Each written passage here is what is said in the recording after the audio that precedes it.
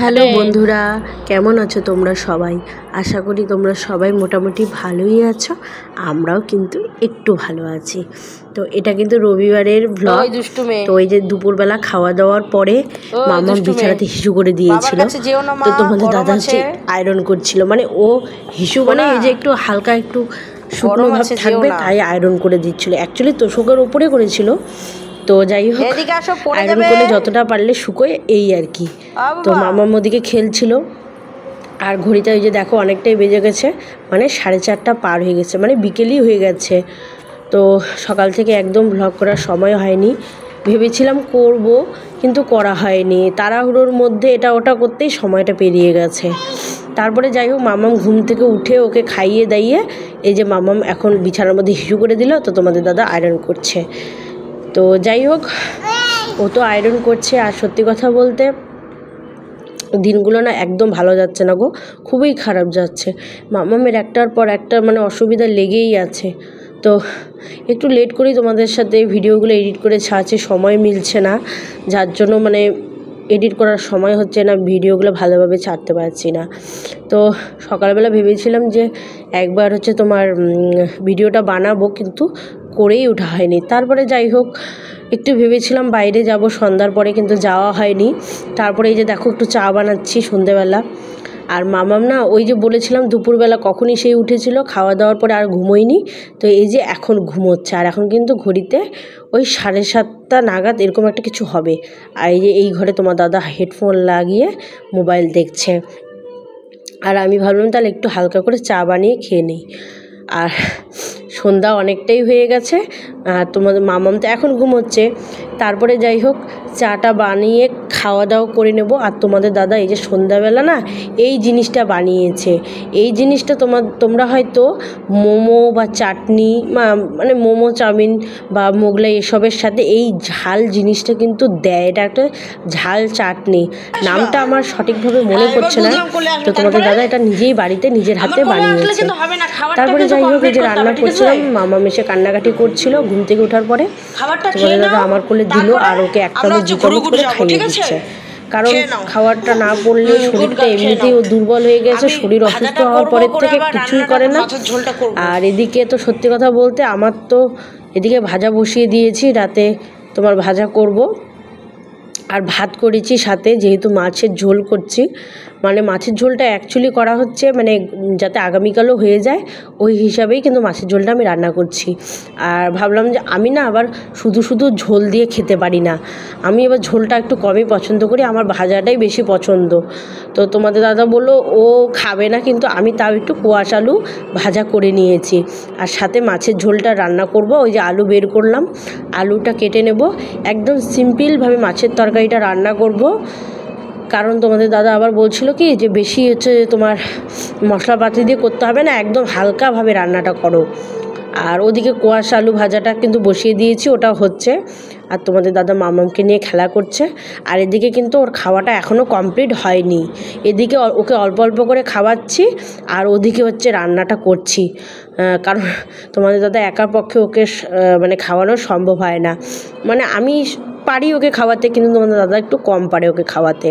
তো ও হয়তো ওকে কোলে নিয়ে থাকে। আর মেয়ে অ্যাকচুয়ালি তোমাদের দাদা বাড়িতে থাকলে মেয়ের একটাই আবদার, ওর বাবার কোলে করে ঘুরবে আর খাওয়া খাবে। তো ওই যে দেখো 1 চামচ 2 চামচ করে ওকে খাইয়ে দিচ্ছি। আর এদিকে হচ্ছে তোমার ভাজাটাও দেখছি, আবার ওকে 1 চামচ 2 চামচ করে খাইয়ে দিচ্ছি। তো ওই যে তোমাদেরকে এর আগের ব্লগটাতে বলেছিলাম যে একটা হোম থিয়েটার নেওয়ার খুব ইচ্ছে আছে। তো তোমাদের দাদাও খুব মানে মন করছিল যে একটা হোম থিয়েটার নেবে। মামারও খুব ইচ্ছে, গান শুনছে কদিন থেকেই।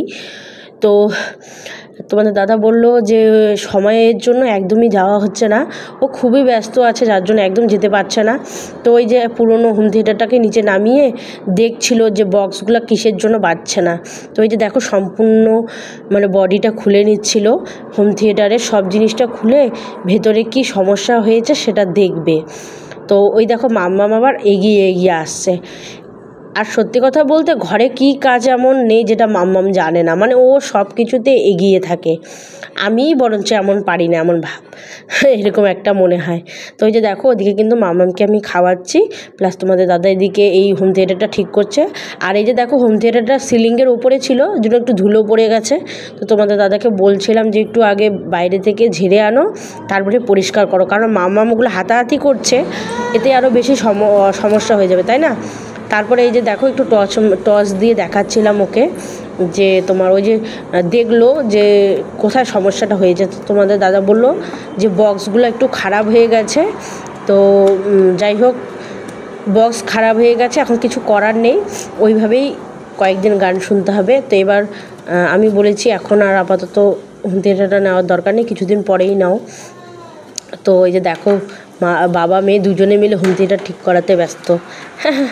দুজনে এত কাজ করে কি আর বলবো। যাই হোক, এদিকে তো কাজ হচ্ছেই, আর ওদিকে আমি ভাজাটা বসিয়ে দিয়েছি। খুব তাড়াহুড়া করে দৌড়ে দৌড়ে এসেছি, এসে ভাজাটাই আগে নাড়ছিলাম, ভাবছিলাম লেগেই গেল নাকি, দেখি হালকা একটু লেগেই গেছে। যাই হোক, রান্না বাড়া তো এরকম করেই করতে হবে, দৌড়াদৌড়ি করে, কিছু করার নেই। তার সাথে তোমার কাজও লেগেই থাকে। তো যাই হোক বন্ধুরা, অনেক কষ্ট করে তোমাদের সাথে ভিডিওগুলো শেয়ার করি, তোমরা প্লিজ একটা লাইক করে যাবে, আর যারা নতুন দেখছো অবশ্যই কিন্তু সাবস্ক্রাইব করে যেও।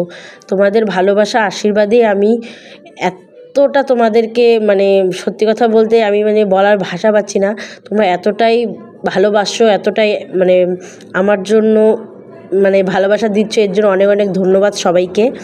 সবাই এভাবে ভালোবাসো, এটাই বলবো। তো যাই হোক, এই যে দেখো বক্সগুলো তোমাদের দাদা বাইরে থেকে ঝেড়ে আনলো, মামামও পিছে পিছে চলে গেছে। ওই যে বলতে গেলে মানে পাপার সাথী মেয়ে এরকম একটা ব্যাপার হয়ে গেছে, ঠিক এভাবে কথাটা বলতে পারলাম না। যাই হোক, কেউ কিছু মনে করো না, আমি তো যা তা কথা বলেই ফেলি, আর তোমরা আমার ভালোটা ভেবে গুছিয়ে নিও। তো যাই হোক, এই যে দেখো এদিকে হোম থিয়েটারটা ঠিকঠাক করে নিচ্ছিল, নেওয়ার পরে এই যে তোমার সাউন্ডটা ঠিক করে চেক করে নিচ্ছিল যে ঠিকভাবে হচ্ছে কি না। তো যাই হোক, আপাতত হোম থিয়েটারটা ওইভাবেই চলছে, কিছুদিন চলুক, পরে যখন নেওয়ার মতো হবে তখন অবশ্যই নেব। তোমরা হয়তো ভাবতে পারছো সামর্থ্য নেই তার জন্য নিতে পারছে না, সেটা তো বলতেই পারো, অসুবিধা নেই, কিন্তু অ্যাকচুয়ালি সত্যি কথা বলতে সময় হচ্ছে না, যার জন্য গিয়ে যে একটু দেখবো সেই জিনিসটা আমরা পারছি না, দেখারই একটু সময়টা হচ্ছে না।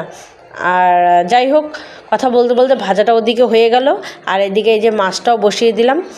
মাছটা হালকা একটু ভেজে নিচ্ছি, কারণ কাঁচা মাছ মানে সকালবেলা ভেজেছিলাম আর পরে ভাজা হয়নি, তো ভেজে নিয়ে এই যে মাছের ঝোলটাও একদম বানিয়ে ফেললাম, তার সাথে ভাত ফুটছে।